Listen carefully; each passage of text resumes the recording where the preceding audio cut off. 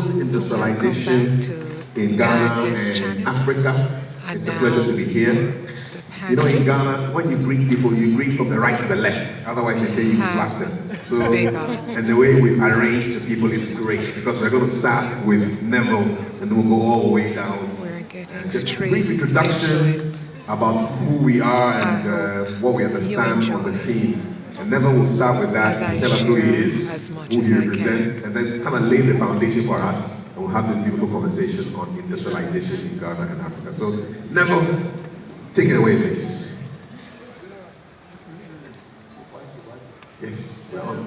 We hear you. Greetings, everyone. My name is Jamaica, otherwise known as Marley. I was born in Hanover, in Jamaica. I was taken to the UK in my early years. Taken.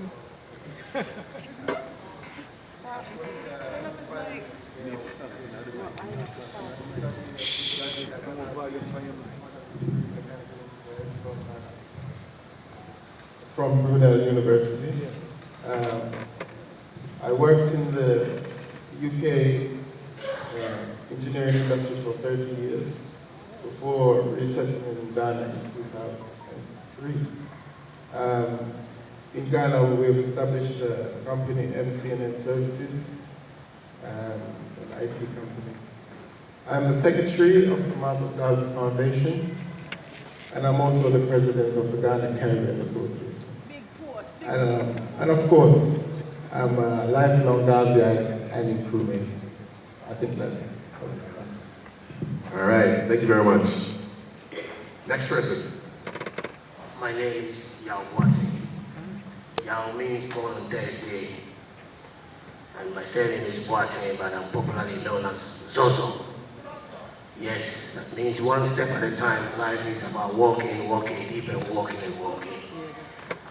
I'm an industrial artist. I'm an artist to the highest extreme. I try to tap into the cosmic world and make Africa happy. I've been around the world. I went to the last part of the world. They call it down under New Zealand. That's where I used to live. And I came back to the motherland to make sure that I can spearhead the movement of Africa to the next level. That next level is only me know. So I keep it simple until the discussion goes on, okay? Yeah. Thank you very much. You are living proof that Ghanaians can be found everywhere in the world. What do you say? You are living proof that Ghanaians can be found everywhere in the world. Yes, I'm a living proof, yeah. Thank you very much. Yes, sir. You're next, sir.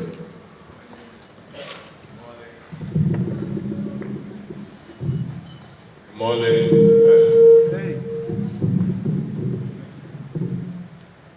My name is Marley. I've been organizing the Pan-African movement for over 25 years. As a student, United Pan-African Front, Pan-African Student United Front, and the Pan-African Student Movement. I worked with the National Union of Ghana Students and Pan African Student Union, working to organize a worldwide Pan-African Student Youth Congress. In '91, I joined the All African People's Revolutionary Party and organized for the AAPRP from 2001 to 2003 as a cadre organizer. I was the Education and Culture Committee Chairman of the Pan-African Improvement Organization. I wrote articles in the Mataba, in Libya, in the Zimbabwe Herald newspaper, in the Insight newspaper in Ghana.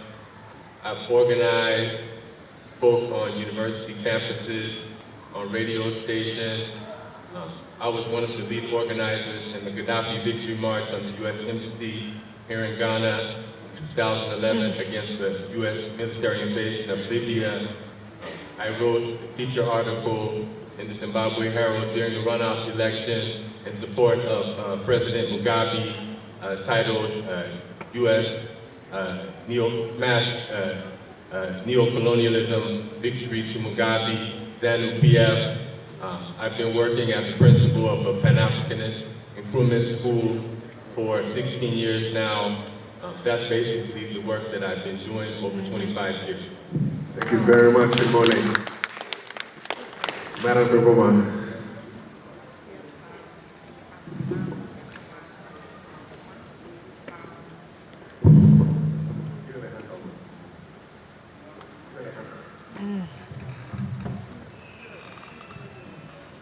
I'm Nana Friboma. Over the past 25 years, I've been the jatoghana of the Doma traditional area. I'm more known with the group called the Caring Kids International. I've worked with the youth across the country. At a point, I was the patron to NOS, patron to GAPS, patron to almost every youth organization, every youth, every children across the country. I established clubs in all the second cycle institutions. I did programs called the Excellence and Abstinence Club.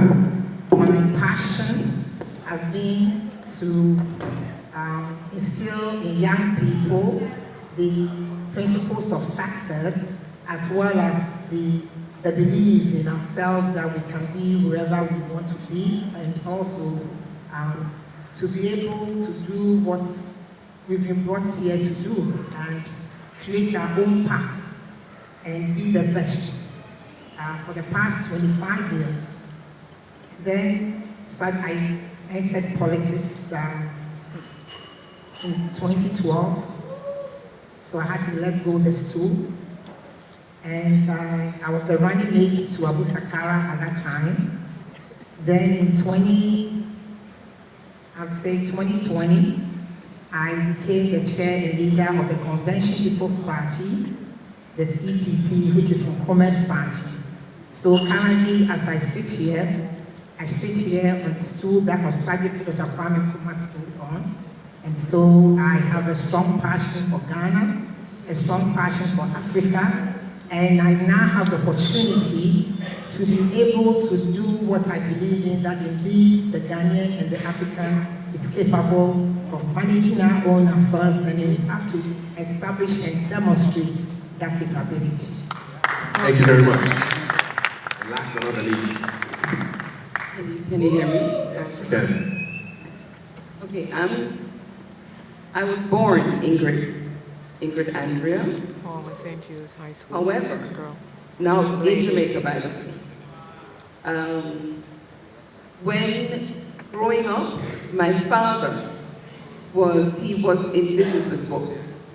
And he had a room and rooms of just books, encyclopedias. That's all we had. And so because of that, I read a lot. But apart from that, he told us that we pointed to a map and said, this place, Africa, this is where we're from. And he told us a lot of things that growing up Christian sounded strange, especially to my mother, who would, say, admonish him for telling us these things. But he persisted. And so Africa is in me. I discovered that from a very, very early age without being able to say, okay, Africa is in me. It just is. And so everything I do is for Africa, for the love of Africa. I'm one of those that actually tear up when I imagine Garvey's last days. When he was brought home and it was discovered, I don't know how many people know this, it was discovered that there were sores on him. That, not just sores, but there were internal damages to his organs that only happened if you were not moved for a very long time. And honestly, I teared up with that. I thought, this man, with all of what he did, died alone after having done all of this for us. I also thought of Magufuli very recently, his last day, what he must have gone through. We'll hear it perhaps 30 years from now, the real truth about that. But anyway, So I love educating. My role, my self-appointed role in life is to educate young people, because that, I think, is the weapon we have. Because lots of things have happened to us, and so we know what has happened to us. We know the fear that we have faced, and we know it heartened my heart today when I saw those young people without fear talking things that I know adults, perhaps some in this room, would be afraid to say publicly. And when I heard them saying it publicly, I said, okay, our work is not in vain. And so I also worked recently, have taken up with a large group worldwide of diasporans in particular, called the State of the African Diaspora.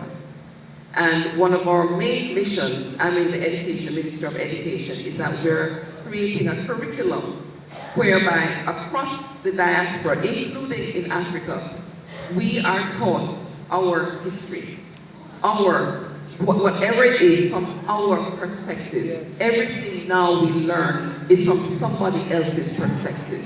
Yeah. Power to talk. I am determined.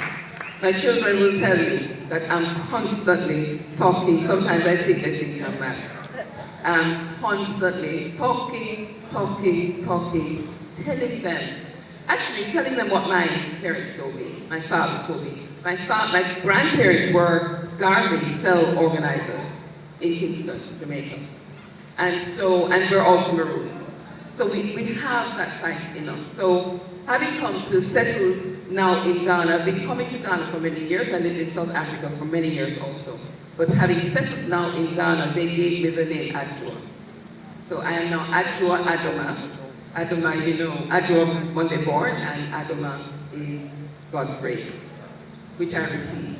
Amen. Thank you so much. So thank you for those introductions. And now to the meat of our conversation, modern industrialization of Ghana and Africa. So we hear of things like, the global cocoa or chocolate market is worth $100 billion, but Ghana and Cote d'Ivoire combined contribute to only $2 billion of that. We hear stories of, there's fighting in Ukraine, and so we're not getting enough wheat in Africa, and you're wondering, why is our kitchen in Europe and we're expected to eat here? Why is it that we have not industrialized as much as we would have wanted to? I'm going to start with the politicians. What's the reason? Why? Wonderful. The why. Let me just do what do I think should happen, or would have happened, should happen. Maybe that would be, for me, the way I want to answer this. Let me rephrase. What are we waiting for to industrialize more than we're industrializing now? What are we waiting for? Yeah, I understand. That's the point I'm making. The approach is the reason why we can't or haven't been able to industrialize. If you look at what happened earlier after the independence, the approach was clear. Let's focus on agriculture. When we have focused on agriculture, then let's focus again on industries. Once you have that first step, then the second step, then what you think about is how do we make life comfortable for people, easy for people, affordable accommodation, education, and all those things. Those are the things, and to be able to get the industries working, it means that you must have energy. And to have energy, you then think of Akosovo, then you think of the atomic energy, and then you think of everything else that you see today that is of any essence. You think of the universities, you think of everything, and then you think of how do you even make the person, the Ghanaian or the African, continue to believe in themselves so that they can give themselves, most of themselves, because it's only when you have a strong belief that you can do something that you can even start off. So you must first of all have that African personality, that belief that you are capable. And once you know you are, then you must get the skills. That is why there was so much training. Even when you send your young people outside, it is for them to go get the education, get the skill, and come back. And that's exactly what happened, and it was truncated. So for me, we are jumping. We jump from thinking that we can become an industrialized country by building major highways, major getting loans, putting up what they call it, the overpasses and all that. You can't. You must start from the basics.